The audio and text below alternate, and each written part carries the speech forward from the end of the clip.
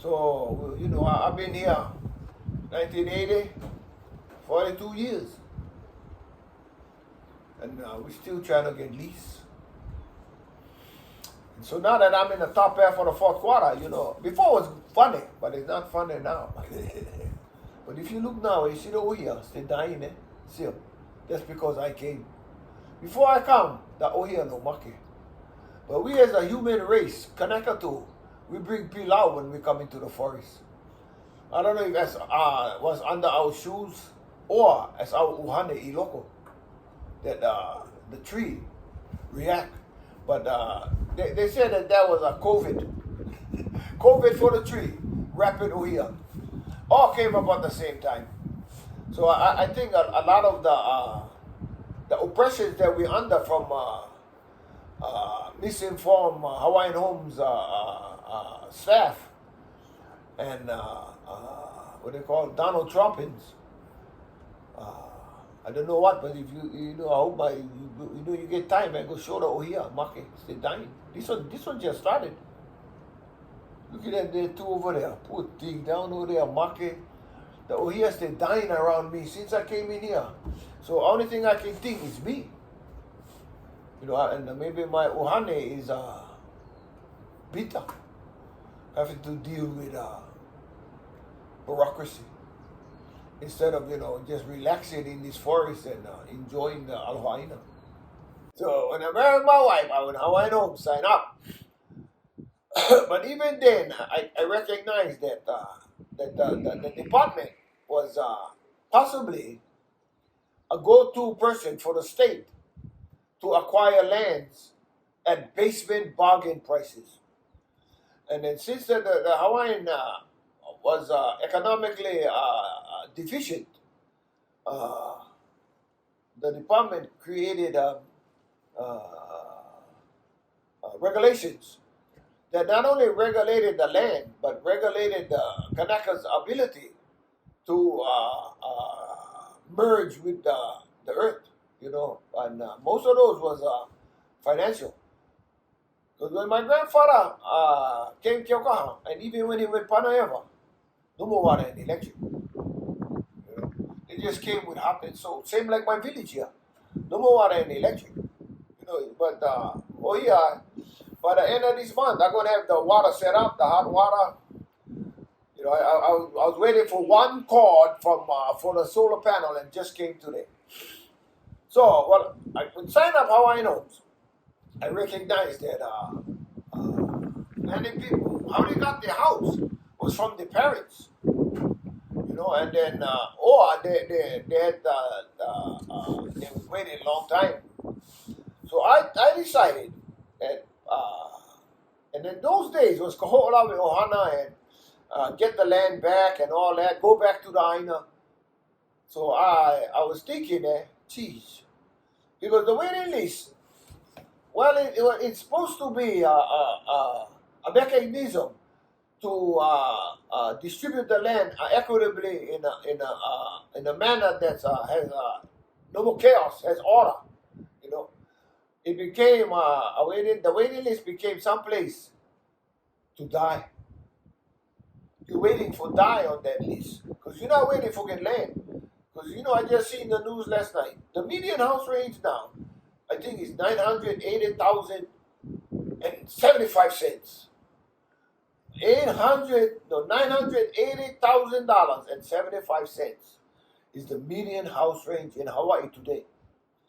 So, more better Hawaiian Homes go buy land in Puna, then we can use them. But when I came, sign up, in my mind, the thought was, I'm not going to supersede the waiting list and cut in line of all of the elders in the front of me. All the elders in here, when I first came in here, and then the elders came in, I was the youngest in here. And then Louis Pelicane came, so then Louis came the youngest. But before that, I was the youngest. But everybody else was all kupuna. But, you know, so I decided in my own head, I'm not going to cut in the front of the kupuna, but I'm not going to wait on the lease. I'm not going to supersede the lease, but I'm going to wait on the land. Instead of dying on the waiting list, I'm going to die waiting on the land. So that was my whole what do you call it, scenario in my head that would justify to the government that overthrew the Hawaiian Kingdom the righteousness of waiting on the land as opposed to waiting off the land and dying. So that was my thoughts when I come in here, not to cut in line on the waiting list, but to wait on the land as opposed to waiting, paying rent to another entity.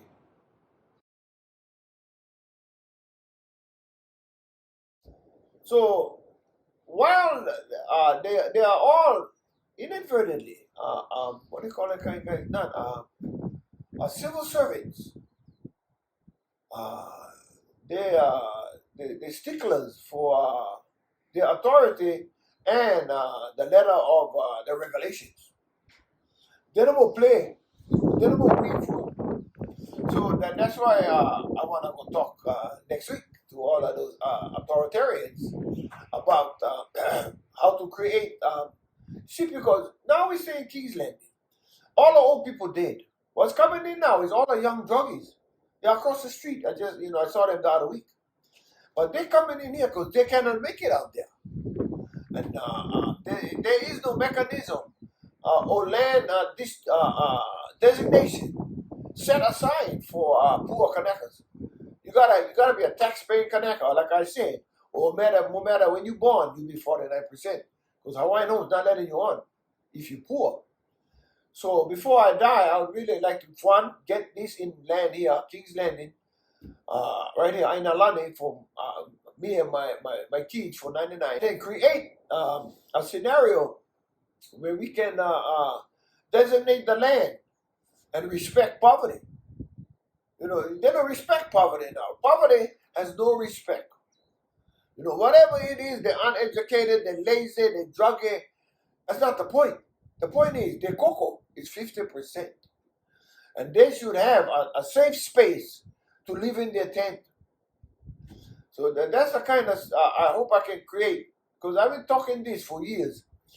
But I think the Hawaiian Homes, the authoritarian civil servant politicians, don't want to be embarrassed, So we're going to see how that goes. But that's the kind of things that I would like Maha to accomplish. Not only the 99 for us in here, but put out a hand for the one with the lower economic velocity. That is somebody got to do it, because only the howlies coming in here now. And they walk around the store with their dog. Shit.